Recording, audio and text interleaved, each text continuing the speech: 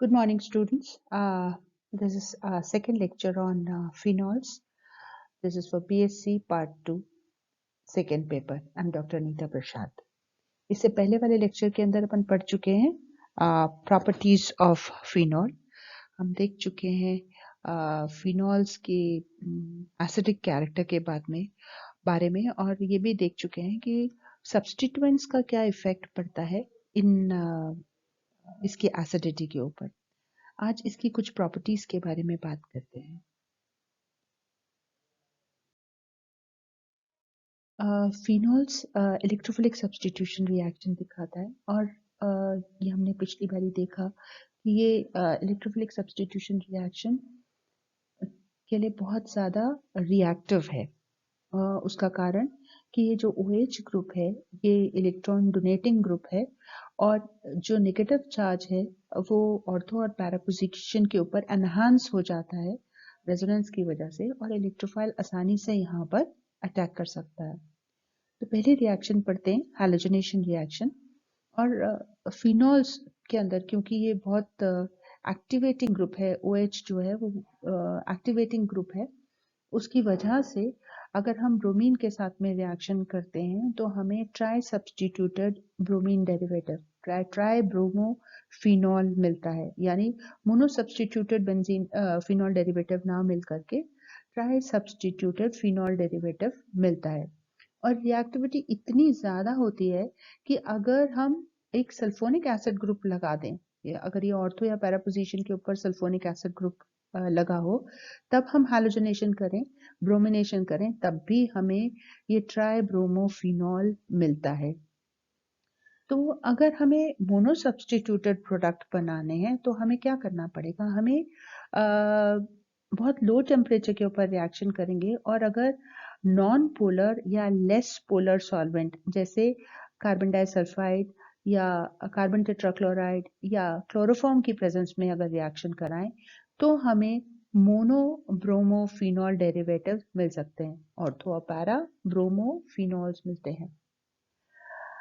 Aqueous solution के अंदर जब हमने रिएक्शन की तो हमने देखा कि ट्राई सब्स्टिट्यूटेड ब्रोमीन डेरिवेटिव मिला हमें. उसका रीजन ये था कि वहाँ फिनॉक्साइड आयन है जो कि इलेक्ट्रॉन डोनेशन को डिक्टेट कर रहा है ना. फिनॉक्साइड आयन बहुत आसानी से इलेक्ट्रॉन डोनेट करता है क्योंकि ऑक्सीजन के ऊपर नेगेटिव चार्ज है.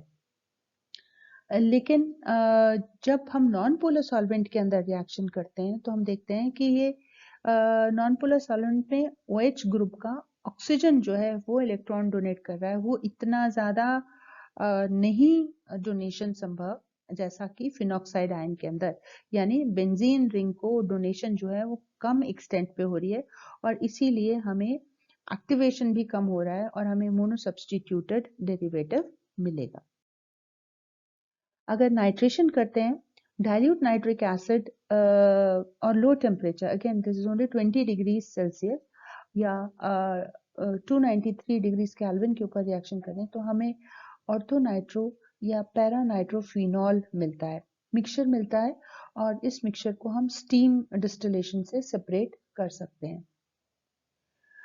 इनडायरेक्टली भी हम नाइट्रेशन कर सकते हैं. अगर हम नाइट्रस एसिड के साथ में रिएक्शन करें अगेन एट लो टेम्परेचर तो हमें नाइट्रोसोफिनॉल मिलता है और डाइल्यूट नाइट्रिक एसिड की प्रेजेंस के अंदर ये नाइट्रो ग्रुप में कन्वर्ट हो जाता है तो पैरा नाइट्रोफिनॉल मिलता है. यही रिएक्शन हम कॉन्सेंट्रेटेड नाइट्रिक एसिड और कॉन्सेंट्रेटेड सल्फ्यूरिक एसिड की प्रेजेंस में करें तो हमें ट्राई नाइट्रोफिनॉल डेरिवेटिव मिलता है जिसे हम पिक्रिक एसिड के नाम से जानते हैं. अगर पिक्रिक एसिड हमें प्रिपेयर करनी हो तो हम फिनॉल की रिएक्शन कॉन्सेंट्रेटेड सल्फ्यूरिक एसिड से करते हैं, से अराउंड 100 डिग्री सेल्सियस के ऊपर.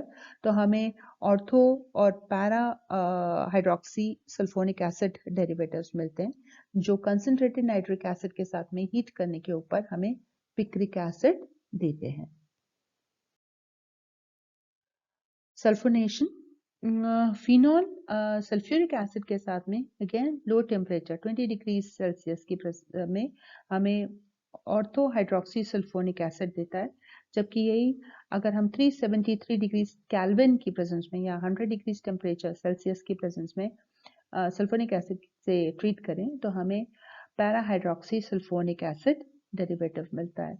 ये ortho hydroxy derivative 373 degree kelvin के ऊपर पैरा मॉलिक्यूल के अंदर कन्वर्ट हो जाता है, बिकॉज ये सल्फोनिक एसिड ग्रुप बड़ा ग्रुप है और यहाँ कुछ हद तक स्टेरिक हिंड्रेंस होती है।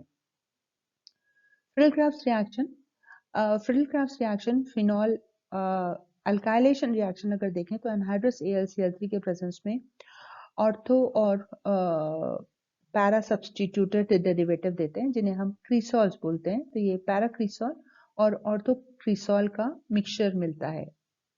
वही रिएक्शन अगर हम आइसोप्रोपाइल क्लोराइड के साथ में करें इन प्रेजेंस ऑफ AlCl3 तो हमें क्यूमीन का डेरिवेटिव या हम कहें कि हमें पैरा सब्स्टिट्यूटेड डेरिवेटिव ही मिलता है। So it is para isopropyl phenol, खाली पैरा ही प्रोडक्ट मिलता है क्योंकि ये ग्रुप बड़ा है। गाटोमन एल्डिहाइड सिंथेसिस, फिनॉल की रिएक्शन HCN और HCl के साथ में एनहाइड्रस AlCl3 के प्रेजेंस में करते हैं तो हमें एल्डिमीन हाइड्रोक्लोराइड मिलता है और एल्डिमीन हाइड्रोक्लोराइड वाटर की प्रेजेंस में हीट करें तो हमें पैरा हाइड्रोक्सी बेंजल्डिहाइड मिलता है। रिएक्शन का मैकेनिज्म देखें हम, पहले HCN और HCl जो हमने लिया वो हमें एक बीच में माइटी देते हैं जो AlCl3 के साथ में रिएक्ट करके हमें ये इमीनियम आयन, क्योंकि फॉर्मेल्डिहाइड का डेरिवेटिव है तो हम इसे बोलेंगे फॉर्मेल्डिमीनियम आयन मिलता है।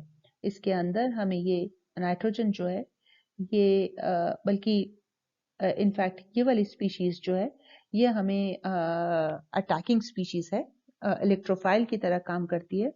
और जब फिनॉल AlCl3 के प्रेजेंस में हम रिएक्ट कराते हैं तो ये देखिए ये attacking species electrophile formaldinium ion attack करता है और फिर जैसा इलेक्ट्रोफिलिक सब्स्टिट्यूशन रिएक्शन में होता है, this is aromatisation and further there is loss of one in fact in presence of H plus this will convert into aldehydic group. Hoban-Hosch reaction, ये गाटोमन formaldehyde फॉर्मेलेशन की एक्सटेंशन है और इसके अंदर एसाइलेशन है और एसाइलेशन किसका है? हाईली रिएक्टिव पॉलीहाइड्रिक एल्फिनॉल का, यानी हम फ्लोरोग्लूसिनॉल की रिएक्शन करते हैं अगर हम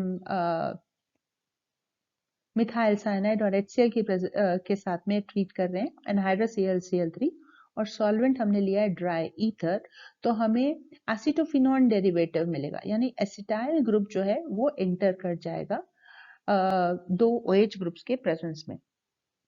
मैकेनिज्म देखें, ये हमारा मिथाइल साइनाइड HCl की प्रेजेंस के अंदर हमें एक इलेक्ट्रोफाइल देता है और ये इलेक्ट्रोफाइल अटैकिंग स्पीशीज है जो फ्लोरोग्लूसिनॉल के मॉलिक्यूल के ऊपर अटैक करता है।